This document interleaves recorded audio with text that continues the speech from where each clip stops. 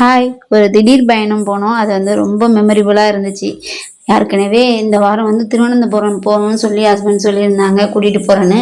ஆனா, அம்மாவுக்கு வந்து கொஞ்சம் ஹெல்த் இஷ்யூ ஆனதுனால போக முடியாம ஆச்சு. கேன்சல் பண்ணியாச்சு.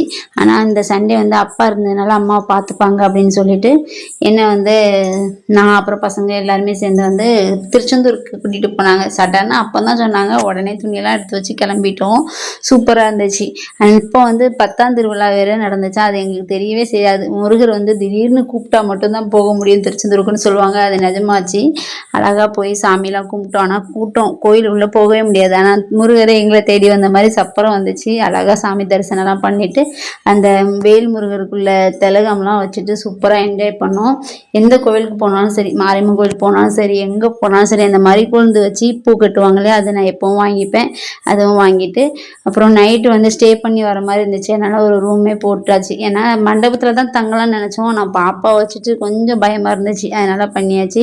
அப்புறம் நிறைய வேல் வச்சு முருகர் சூப்பராக இருந்தாச்சு. இதில் நான் எது வாங்கியிருப்பேன்னு நீங்கள் கமெண்ட் பண்ணுங்க பார்ப்போம். 13 வருஷம் கழிச்சு இப்போ தான் என்னோட நேம் ஹஸ்பண்ட் நேம் சேர்ந்து அவங்க வந்து பச்சை குத்திருந்தாங்க. அதுவுமே ரொம்ப சூப்பராக இருந்துச்சு. ஃபோட்டோலாம் எடுத்தோம். காலையில் ஒரு 8:30 போல் ரூமை வந்து காலி பண்ணிட்டு வெளியே வந்தாச்சு. ரொம்ப கஷ்டமா இருந்துச்சு கிளம்பும்போது. ஆனால் சூப்பரான மெமரிபுளாக இருந்துச்சு.